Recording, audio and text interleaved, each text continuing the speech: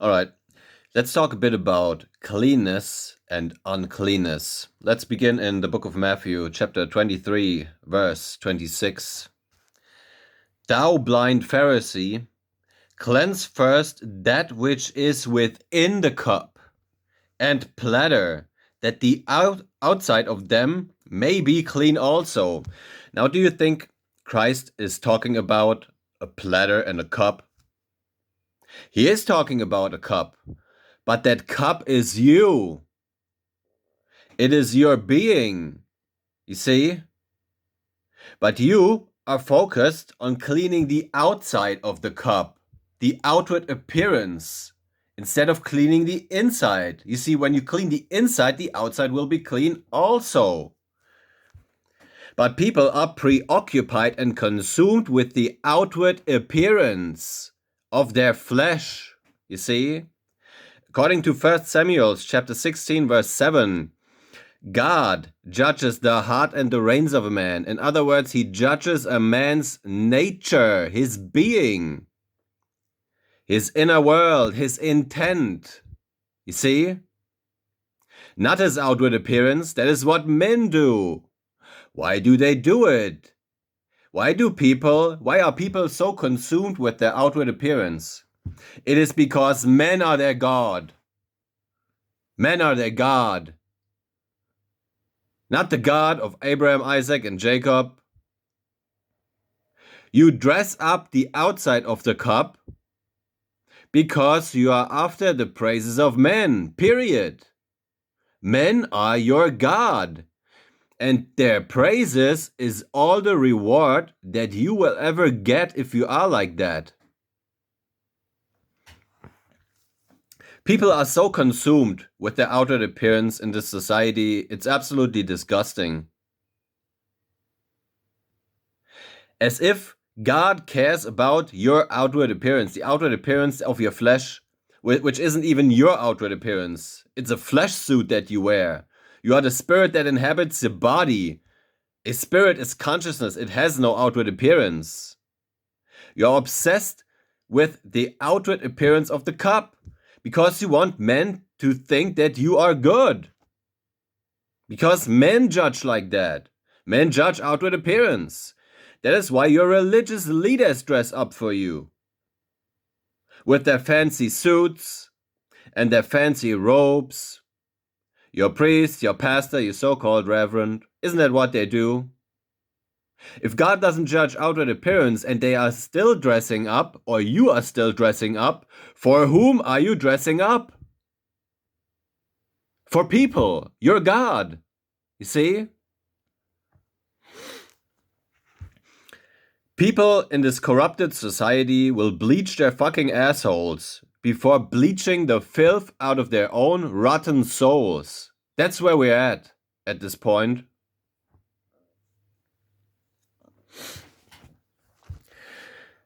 And then these people, the self-same people who are hyper-focused on outward appearance,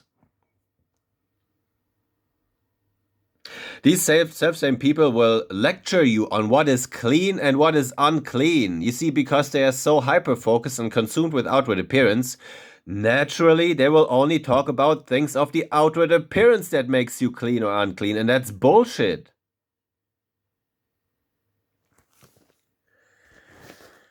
The works that you do outside of yourself, do you see outward appearance?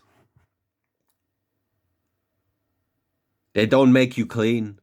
Because by the works of the law, no man shall be saved. Do you hear me? That's according to the scriptures. So who are you keeping in these... Why do you keep observing these outward appearance-based bullshit things that don't make you righteous?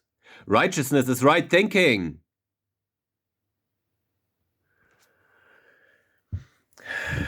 Was Abraham not before the Levitical priesthood and before the law?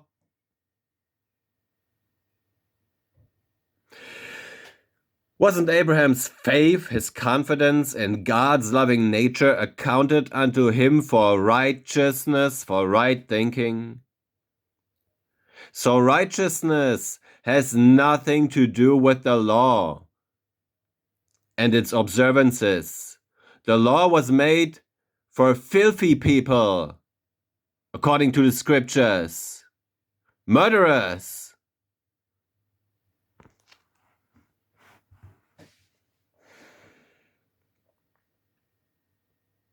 It is not made for the righteous man, just like the scriptures tell you. Besides that, there is nothing unclean. Romans chapter 14, verse 14. Now you'll say to me, but what about murder? Is murder clean? It depends on the intention, and we are going to read about that just now, because that is what determines whether something that you do is clean or unclean. Have you heard of Moses? Didn't Moses kill that Egyptian guy? Buried him in the desert? That's murder, right? You say murder is unclean. So you're saying that Moses, God's anointed, is unclean. Right? Because murder, you say, is unclean. But how did he remain God's anointed? How? Apparently the murder was not unclean. And I'm going to reveal to you why it wasn't unclean. Because it's about the intent. Open up Exodus chapter 4, verse 6 to 7. This is an interaction between Moses and I Am, between God and him. And I Am said furthermore unto him, to Moses, put now thine hand into your bosom. And he put his hand into his bosom, and when he took it out, behold, his hand was leprous as snow.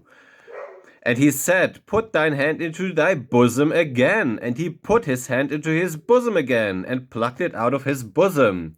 And behold, it was turned again as his other flesh. Now what does it mean? It means the hand represents the acts that you do. Your bosom is your heart, your nature, or your intentions. You see, your intentions determine whether your acts, what you do with your hand, is clean. That is why he takes the hand into his bosom and he pulls it out, and it's leprous, unclean as snow. Leprous, unclean, right? And then he puts it back into his bosom and he pulls it out again, and it is clean. You see, the intent of his heart has made his action clean. Your intent is what determines whether something is clean or not. Do you see why nothing in and on of itself is unclean? You will say lying is unclean. Yes, it is abominable, but say there was a group of people running towards you and they were looking for some other guy that just ran past you as well, and their intention is to kill him. And you lie to them, and you lead them astray. You tell them he's over there, but he's over there actually. Now, the intent of saving that man's life made the action of lying clean. Do you understand? Why? Because love outshines everything. That's why. Is it because of love that you saved that man? You saved his life? Out of love, you lied to these people and you sent them away to save that man's life. Now, mind you, if you would say, for example, to somebody, I lied to you because I love you, that's bullshit. You see? Because that's not a good intent. You don't love people by lying to them. You see? I hope you see the difference. So I hope that gave you a greater understanding of what is actually clean and what is unclean.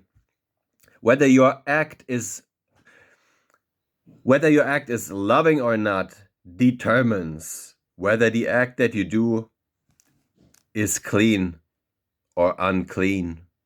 That's it.